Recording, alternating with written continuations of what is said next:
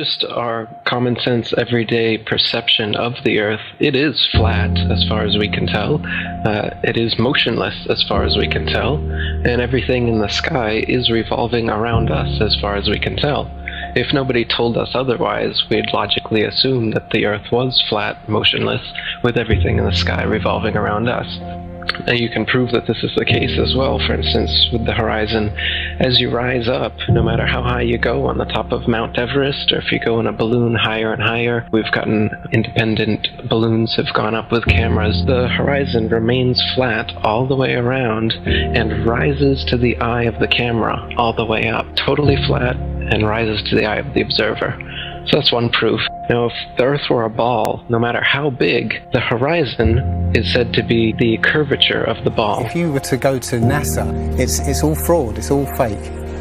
Pretty much everything NASA puts out is fraudulent. There are no images of Earth from space. Put an end to this topic once and for all, turn the Hubble round and show us Earth in real time, but they will not do it. They can't do it. It doesn't exist. It literally doesn't exist.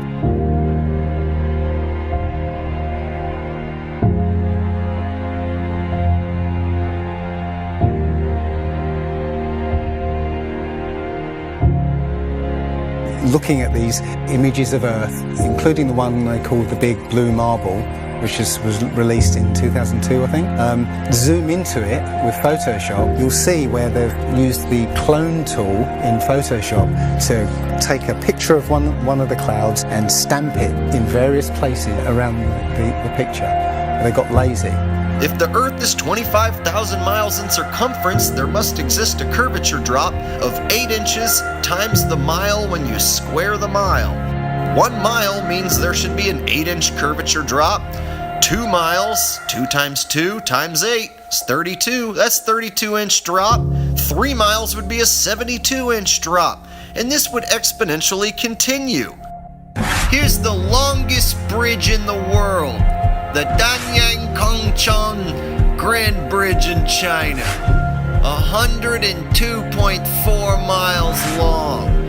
There should exist nearly 7,000 feet of curvature drop in that bridge. 7,000 foot curvature drop. Do you see it? It ain't there. Look at the horizon. It's flat. You can see in that dive shot that the inside camera, the horizon is completely flat. Then it goes to the outside and you got a huge curve. But when you're looking at some of the amateur balloon footage, some of it's lens corrected and it's completely flat. And others, like the GoPro stuff, the horizon will fluctuate as the camera spins and tilts. The horizon will go convex and concave, a lens effect. It's obviously not the horizon shifting every 2 seconds as the camera jumps. And when it's still, you can see all the way up, totally flat.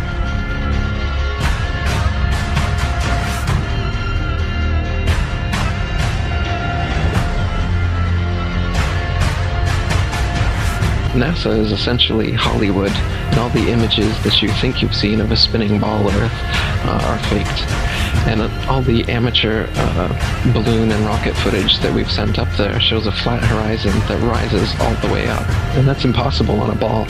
Humans, for the most part, don't have a clue. They don't want one or need one either. They're happy. They think they have a good bead on things.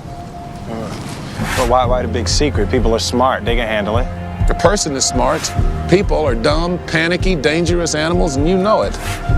1,500 years ago, everybody knew the Earth was the center of the universe. 500 years ago, everybody knew the Earth was flat. Imagine what you'll know tomorrow.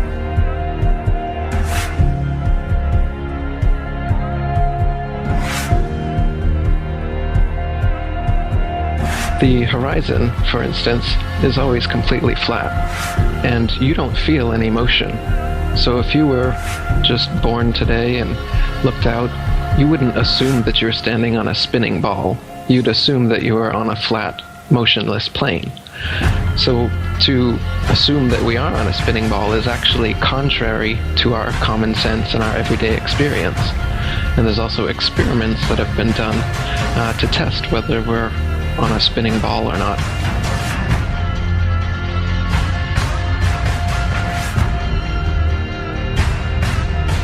My question was, why, if it's a flat Earth, why couldn't you stand on the coast of California with a telescope and see Japan or Hawaii or something? And I think you know the answer to that. I'll let you answer that. Yeah. You can't see an unlimited distance. The lowest layer is the densest and not transparent. So if you imagine like a hot, humid day, the haze over a road, all telescopes will eventually blur out in that same kind of way due to the air. So no, you can't see an infinite distance. Is the Earth flat or round? It's round. Okay, now let's see. How do we go about proving that? Go to the seashore. Go to a seashore. Watch as ships sail away. They don't disappear all at once. No, first, the bottom will disappear. See, the bottom of the ship is gone. Now we can see midway up, and then the whole thing disappears.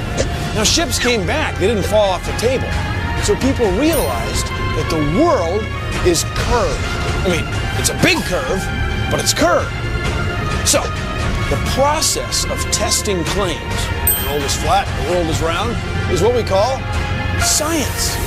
Now, if you have a claim that can't be tested, that's what we call pseudoscience. Extraordinary claims require extraordinary proof. Extraordinary claims require extraordinary proof. Boats don't disappear over the curvature of the horizon. Boats disappear due to perspective. All you have to do is go to the beach, watch a boat disappear from your eye, and then whip out your telescope, your binoculars, or your high-powered zoom on your camera, and you can pull the entire boat right back into view. Whole mass and all. Yeah, that's right. You think the boat disappeared? Just whip out your telescope, your binoculars, or your zoom camera. You bring the entire boat back into view, completely debunking everything Coy just told you. And here's my video proof. Extraordinary claims require extraordinary proof.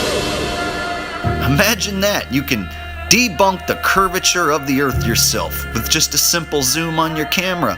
Bye-bye, little boat. The flat Earth? Well, that didn't stand up to tests. The round Earth did. And you guys, come on. Everybody watches newscasts. You all use mobile phones. You all see airplanes fly around. You all go to see Ed Sheeran in concert one day in London, another day in Melbourne, Australia. This all depends on our fundamental understanding of the size of the Earth and its shape with extraordinary precision. What the fuck did you just say? The way we teach science is you're just some empty vessel and we pour the science into you and then you regurgitate it on an exam. Because Earth, we know it spins once a day, yes. Off to a great start. So you spin, when you spin pizza dough, it kind of flattens out. Gets wider in the middle, and so Earth, throughout its life, even when it formed, it was spinning, and it got a little wider at the equator than it does at the pole. Not only that, it's slightly wider below the equator than above the equator. A little chubbier. Yeah. Chubby's a good way. It's like pear-shaped. Yeah. So, it turns out the pear-shapedness is bigger than the height of Mount Everest above sea level. Well, let me just so you understand.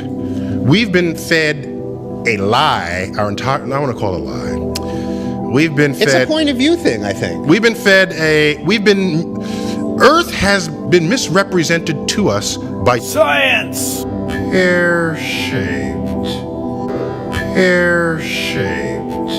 Science. So they're all trying to figure out, is the universe spinning around us or are we spinning around the universe? They tell you We don't know shit. We're looking at a bunch of lights in the goddamn sky. You're gonna tell me that that light and that light, that's 250, 100 trillion light years away? How the fuck did you figure that out?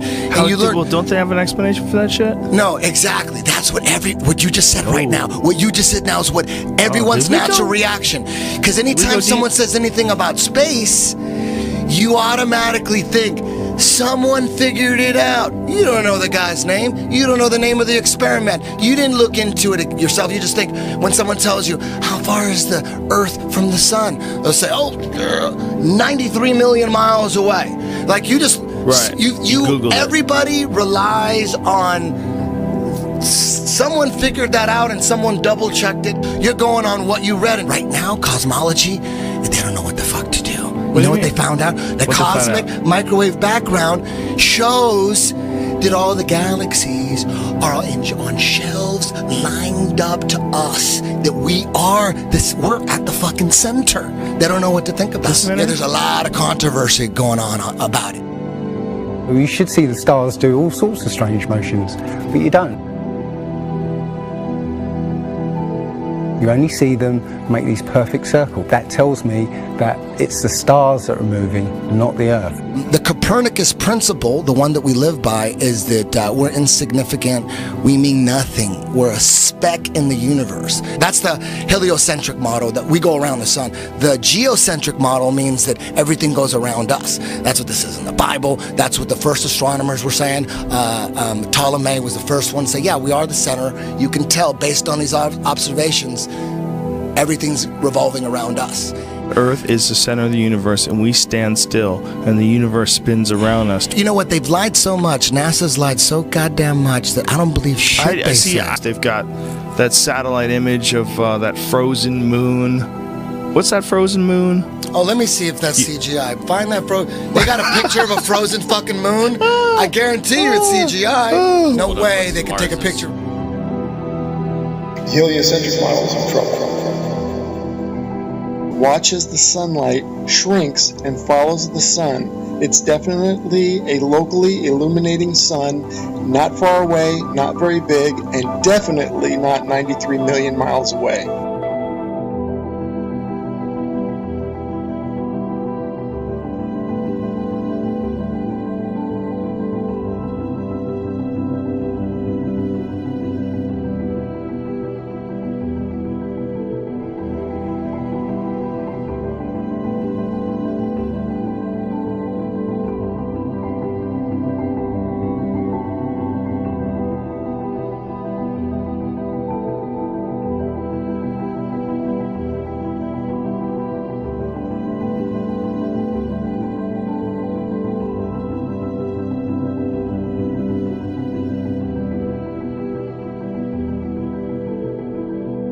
There's a place in Bolivia called Salar de Uyuni, which is a salt flat. It's literally 100 miles wide one way and 80 miles across, and it's perfectly flat. And when it rains, literally you get an inch of water, and it looks like a perfect mirror. Now, how does that happen on a sphere? Yeah, it shows you that, you know, if you're one end of this salt flat, you can see perfectly clearly the other end 100 miles away. So it's just showing you that, the Earth is flat, and without the effect of the waves in the sea, you'll be able to see a whole lot further.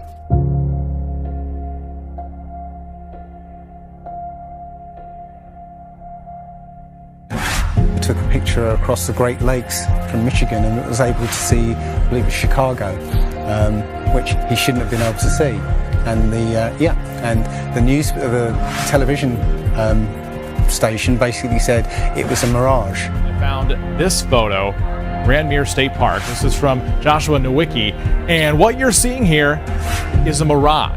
We typically would not be able to see this from the Lake Michigan shore. We talked about this last night. Conditions are right on the lake that we're actually seeing a mirage of the Chicago skyline.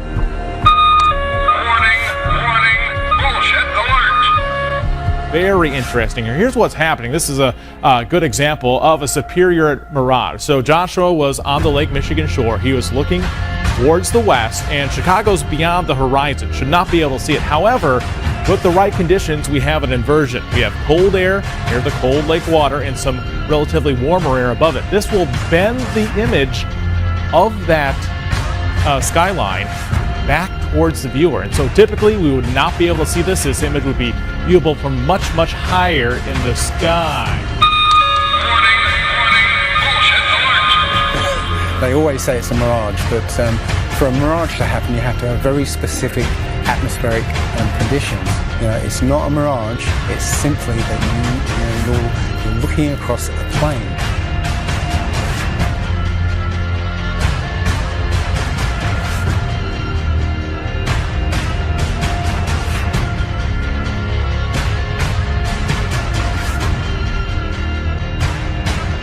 Now, how come in all these ball pictures, man, you can see all the continents pretty much, and there's just a little bit of clouds here and there.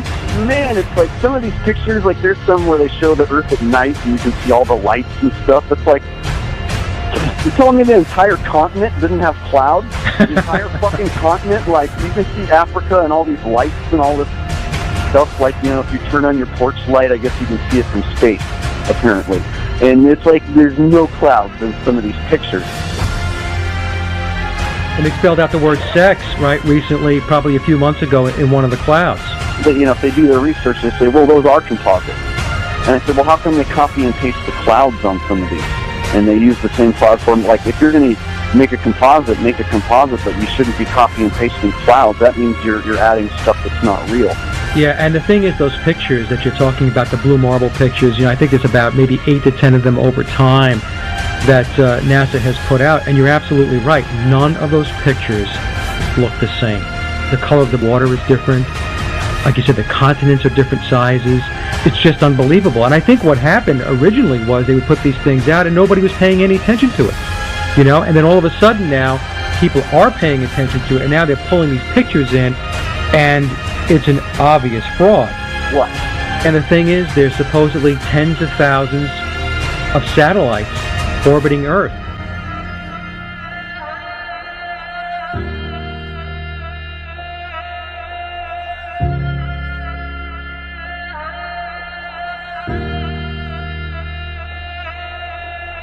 We can't get any close-ups of Earth. We can't get a view of Australia with the buildings upside down.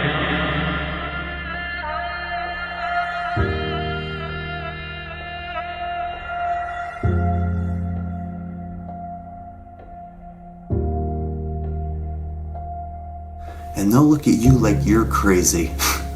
But really, you're the sane one for asking real questions.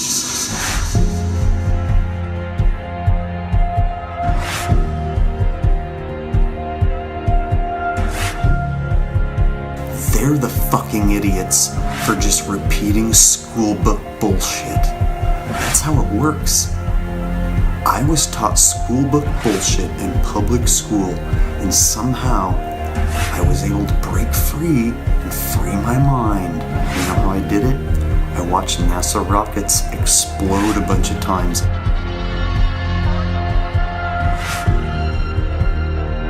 Fly off sideways and not go to space. If you watch the trajectory of the space shuttle, it doesn't go straight up.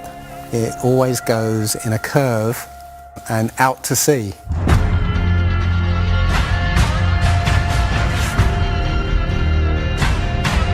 The point is, they actually go horizontal. The space shuttle goes horizontal. It never goes any further up. It goes horizontal, very, very low down in the atmosphere.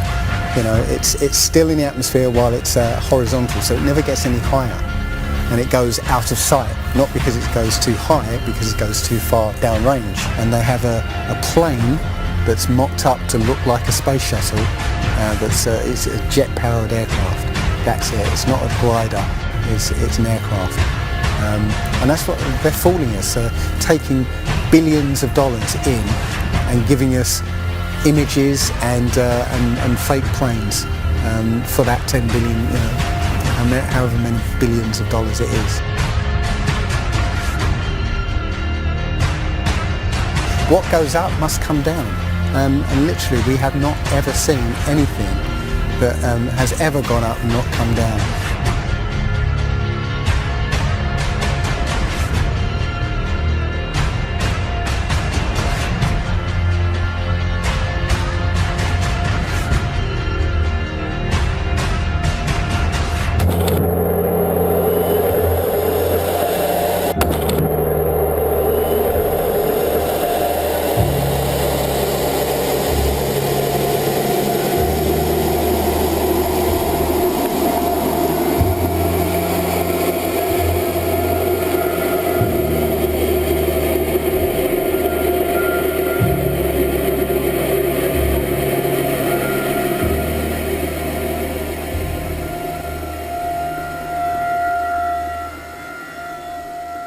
One thing I really want your generation to embrace is that the Earth is a closed system.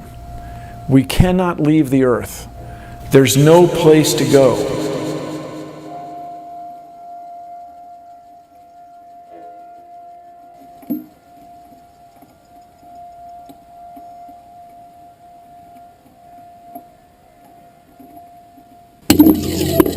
Rockets don't have brakes. It literally stopped. All of that angular momentum from the rotation of the rocket and the linear momentum from flying up just stopped. No, it had to have hit something. What would it hit? If it hit a solid surface, the rocket would have been destroyed, and most likely the camera too, so we wouldn't have the footage, and obviously that's not the case.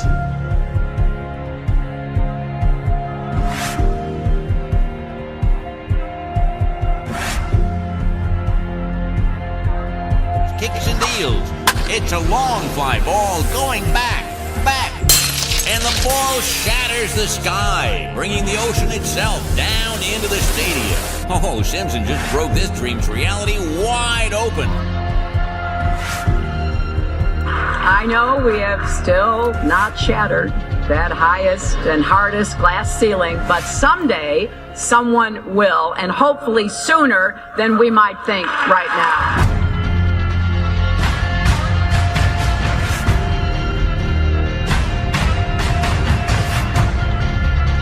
There's no place to go.